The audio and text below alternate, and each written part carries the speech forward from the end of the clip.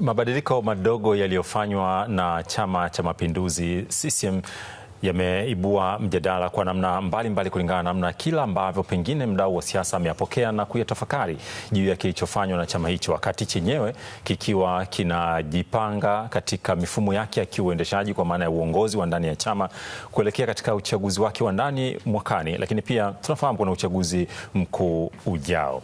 Hapa zinaguswa nafasi 4 ambazo Chama cha Mapinduzi CCM kimeweka wazi majina ya watu ambao wametoka na kuingia katika nafasi hizo.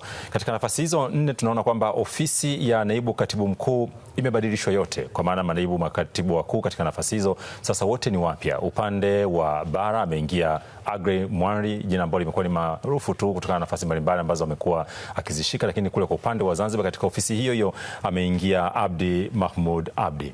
Bila kusahau kuna idara pia zimeguswa ndani ya Chama cha Mapinduzi.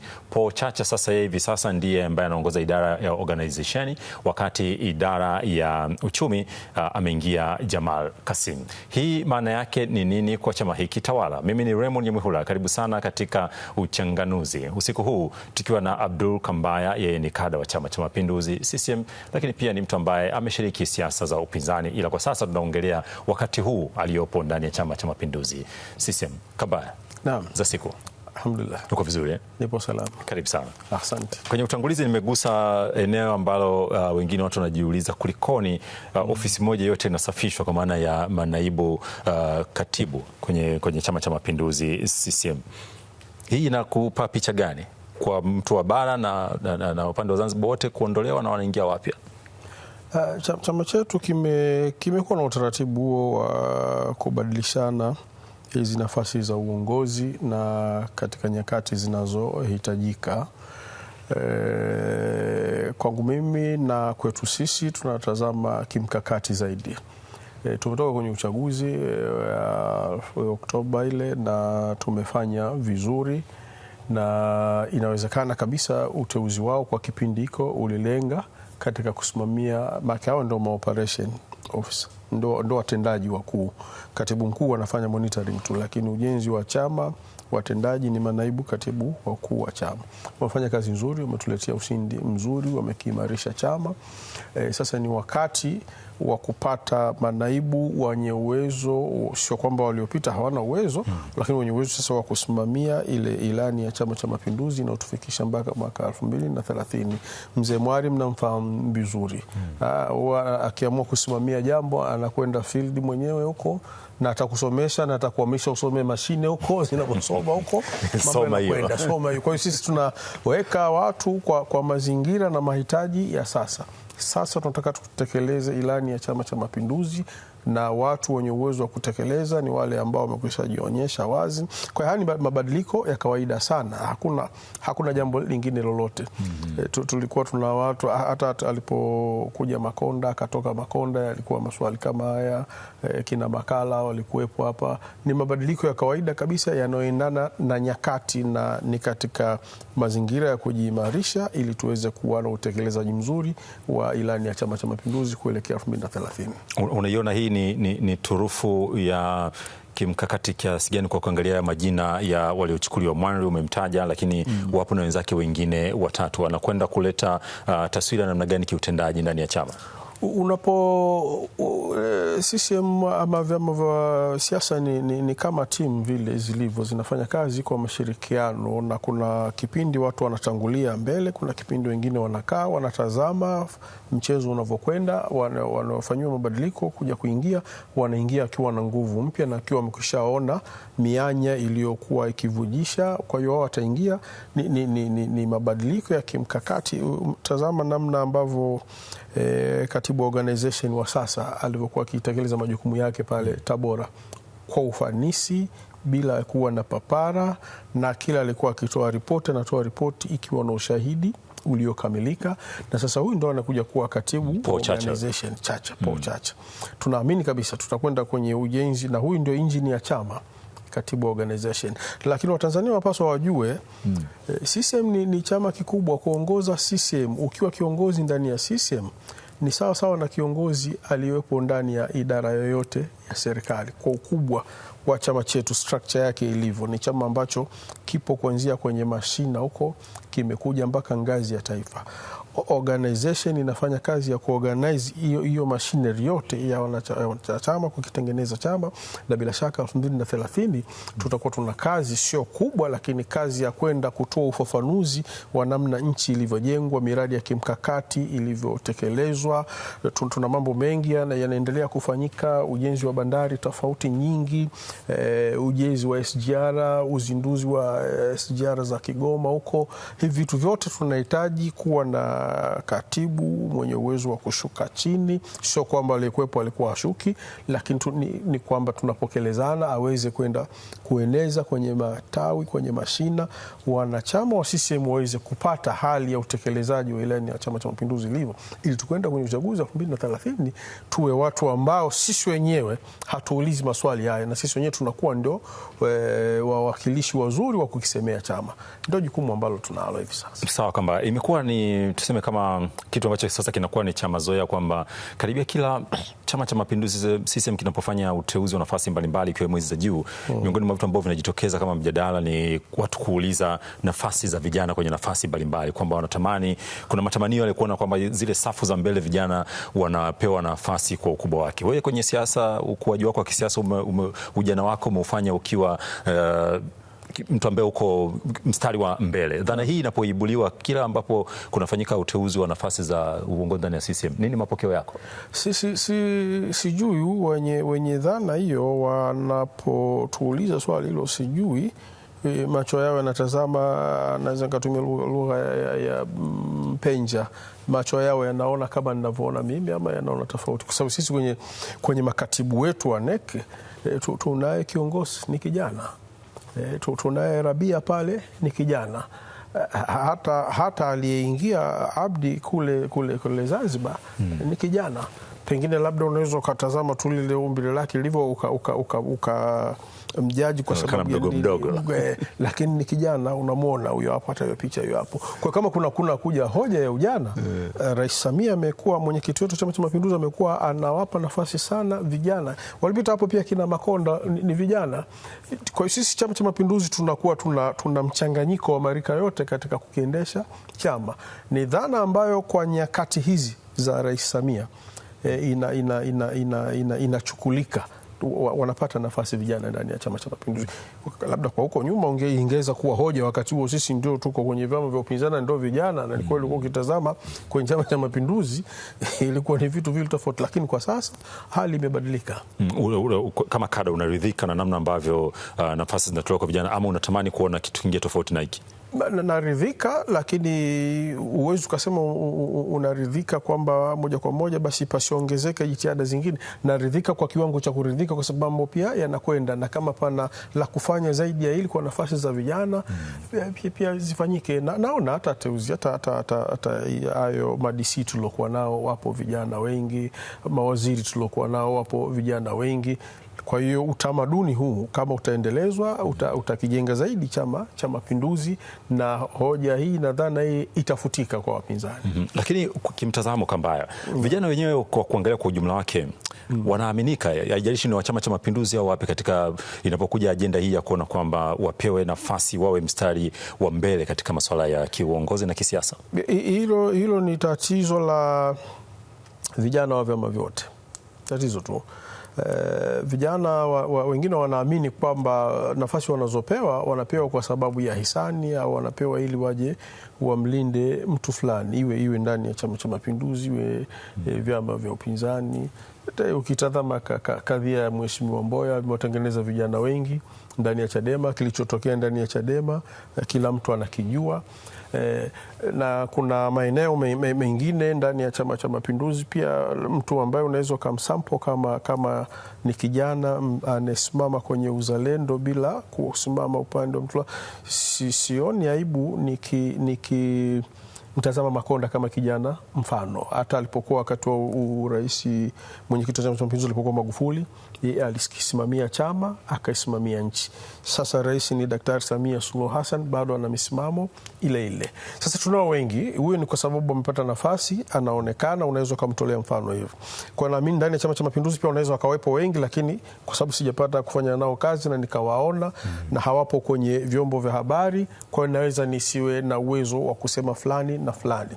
Lakini tatizo kubwa kwa vijana ni ile kutokuamini uwezo walionao. Wakati mwingine wanafanya kazi kwa kutaka kumfurahisha mtu fulani, wakidhani kwamba ile nafasi waliopata ni kwa sababu ya hisani. Hilo ni tatizo kwenye vyama vyote. Kwenye vyama vyote.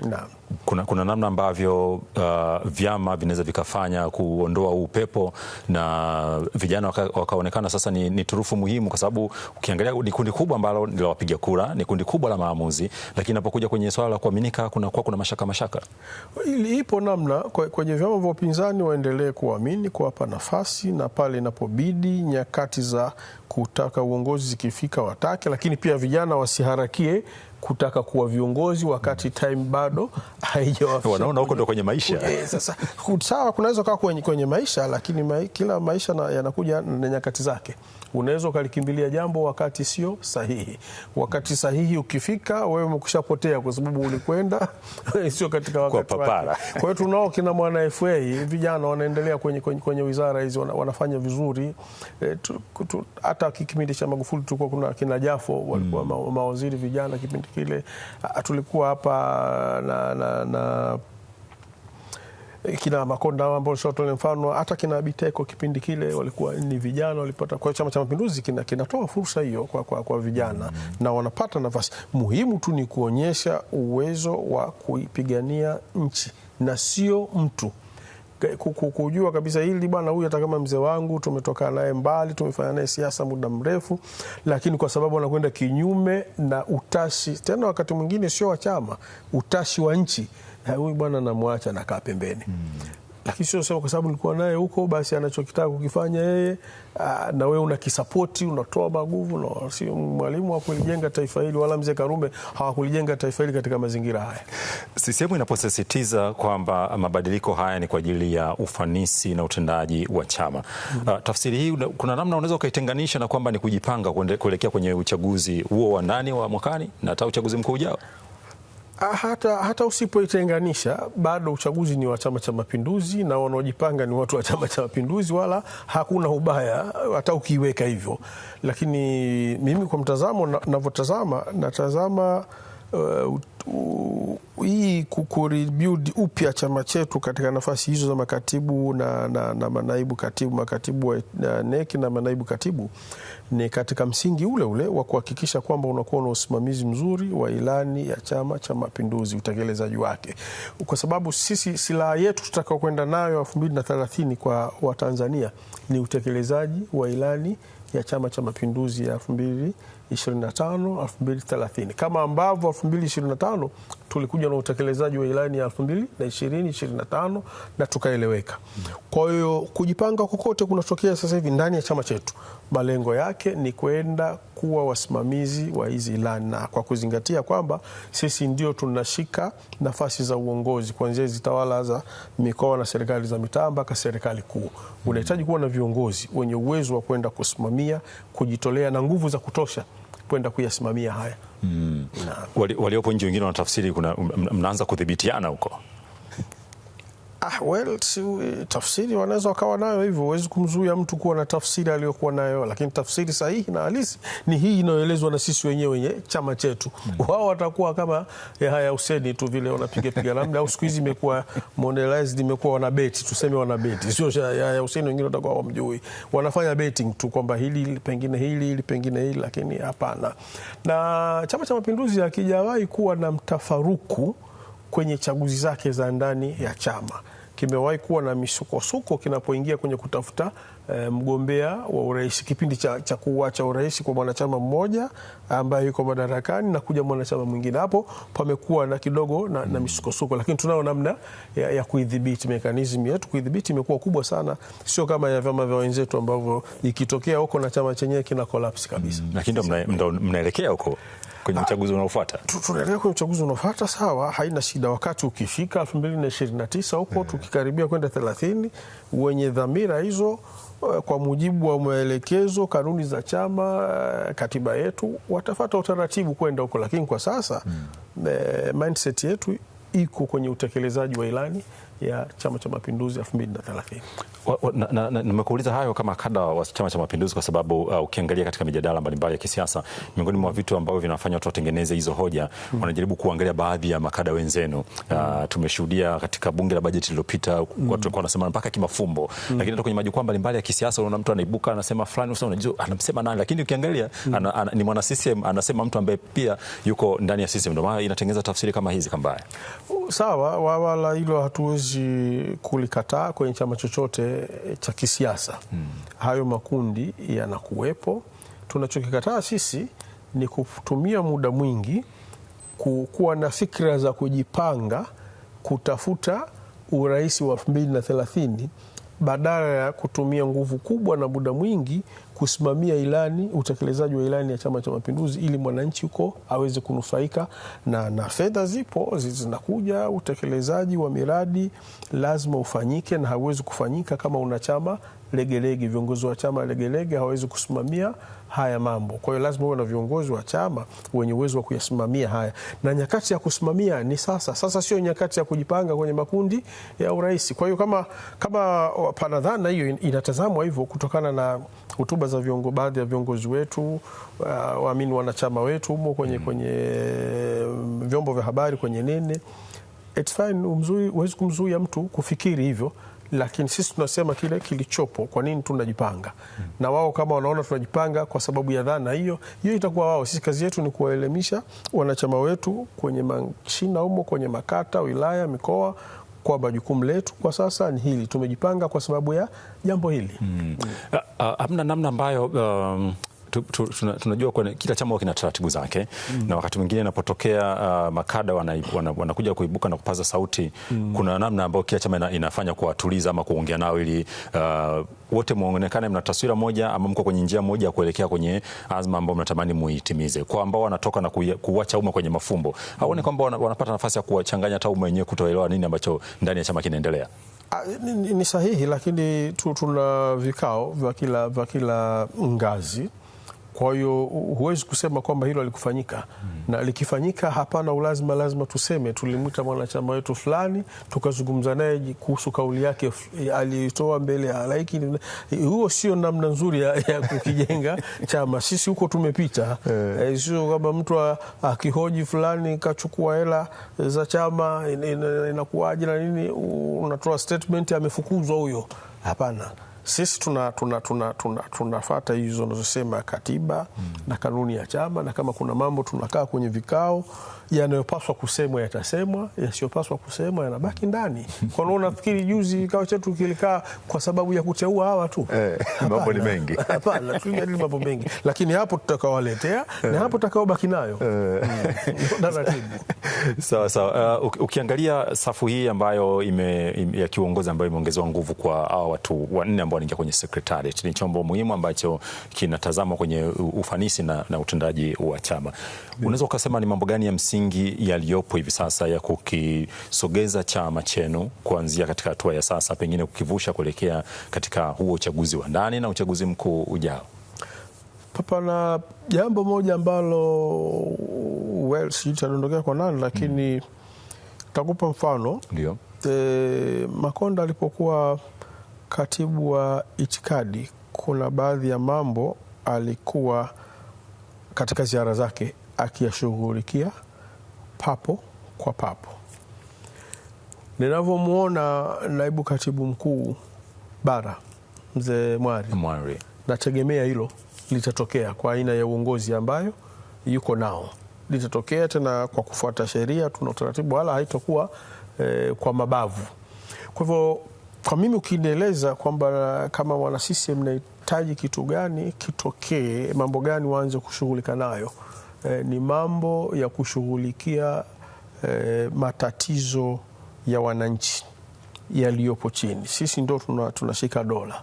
Mwenyekiti wa CCM wa wilaya, mwenyekiti wa CCM wa mkoa, hawa wajumbe wa neki wanayo nafasi kubwa kabisa ya kuwasimamia watendaji wa serikali waweze kutenda haki, waweze kuwasaidia wananchi huko. Kwa mimi naamini hili jambo ni jambo muhimu kwenda kulifanyia kazi kama wao wateule, na tukumbushane tu, ni jambo la kukumbushana tu kwa katika Chama cha Mapinduzi, katika mambo ambayo tunaamini hata slogan yetu tulikwenda nayo hiyo, kazi na utu. Kwa hiyo huwezi ukahubiri tu habari ya kazi kama utu haupo. Nazungumzia utu wa namna ya kushughulikia matatizo.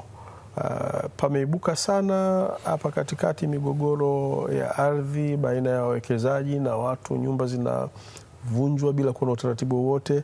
Nilimwona nadhani ya RC Chalamila, hata DC wa Kinondoni alitoa tamko kwamba kwa sasa hawahitaji matumizi ya mabouncer kwenye kushughulikia matatizo haya ya ardhi. Sasa hao ni Dar es Salaam, lakini hii migogoro ipo nchi nzima. Kwa tunahitaji kuwa na ule ubinadamu na utekelezaji wa sheria katika kuyashughulikia haya mambo na sio mabavu. Kwa hiyo nilitamani kwa viongozi wa chama changu waweze kulitazama. Hata rais alipokuwa akizungumza na mwaka wake wa kwanza kuchukua rais, alipozungumza nadhani kwa siku ya mahakama, aliwataka majaji pamoja na kutumia sheria, lakini katika kuziendesha kesi waweke na utu, watazame na utu. Rais alikuwa na mantiki kubwa sana. So hizi sheria zilivyo zinaweza zikamtia mtu hatiani tu, lakini bado mtu huyo akawa si mtenda kosa, hakuwa mtendaji wa hilo kosa. Lakini zile procedures za sheria zilivyo zile zinakupelekea mahakama inakuona una hatia kwa sababu ya ushahidi uliofikishwa pale. Rais akasema majaji waweze kuangalia utu. Kuna vitu vya kupima, hichi kinachozungumzwa na ushahidi ulioletwa, lakini huyu ukimtazama na kwa utetezi pia aliyotoa, unaweza hata ukafanya utafiti wewe nje ya mahakama na wewe ukapata ule ukweli. Kwa hiyo mimi naamini katika kusimamia na katika kuendesha hizi shughuli katika misingi ya utu zaidi kuliko sheria. Hata mababu zetu ilikuwa hivyo. Bila shaka unapozungumzia masuala ya utu unagusa haki pia. Utu na haki. Kwa sababu labda nitoe mfano mmoja kama sijui kama unaweza kufahamika. Katika moja ya ushahidi unaokubalika katika accusation yoyote ile ya jinai, tuchukulie hii ya kuua tu. Kifaa kinachotumika kuua mtu, muuaji akitumia kifaa kile akaua, then akakiacha hapo, akakifuta akaacha hapo, mwanandugu anaweza akaja akatoka huko mbio, babake amefariki pale, akaanza kukumbatia kile kisu kuweka pembeni. Kukienda kupimwa fingerprint, kisu kitasoma mtu ndo amemuua babake, mtu wa mwisho. Lakini ukweli sio huo, lakini mahakama itachukua hiyo kwa sababu kifaa kilichomuua mtu ndio hicho kisu, na mtu wa mwisho kushika kisu fingerprint inasoma mtoto wake. Ndio mantiki ya rais kusema utumike utu, kwamba lazima akili iende mbali ya hizi sheria zetu tumeziunda sisi wenyewe. Hapa majuzi palitokea jambo fulani sitaki kulizungumza, lakini kwa kuna sheria za dini, ukilizitazama sheria za dini kidogo zina ugumu sana kumthibitisha huyu mtu ili amelifanya, na Mungu aliiweka hivyo kwa sababu ya maksudi, kwa sababu unajua ushahidi wa haya mambo ukiwa uko waziwazi ikirahisi hivi, kila mtu atapewa hilo kosa kwa sababu tu ya ushahidi umetengenezwa. Kwa hiyo nakubaliana na hiyo hoja yako ya kwamba utu unapaswa kuendana na haki. Kama mimi nikushukuru sana kwa nafasi yako na kushirikiana nasi leo. Asante, nami nawashukuru pia. Asante sana. Abdul Kambaya ni kada wa Chama cha Mapinduzi CCM ambaye tumekuja naye hapa mahususi leo tukiangalia nafasi ambazo zimepata sura mpya ndani ya Secretariat ya Chama cha Mapinduzi CCM, uteuzi ambao umefanyika hivi karibuni, na kumekuwa na mijadala hapa na pale, na hapa tumejadiliana naye kada huyu kuangalia je, Chama cha Mapinduzi kinatuma ujumbe gani, lakini nini mantiki ama tija ya wao kuweka mabadiliko haya wakati ambapo tunajua wanaelekea kwenye uchaguzi wa ndani wa mwakani, lakini pia uchaguzi mkuu ujao. Mimi ni Raymond Nyamwihula. Hii ni fursa nyingine ya kuwa nawe katika mijadala mbalimbali kupitia kipindi cha Uchanganuzi. Asante sana kwa kuwa nasi na tukutakia utazamaji mwema wa vipindi mbalimbali vinavyoendelea kupitia hapa UTV.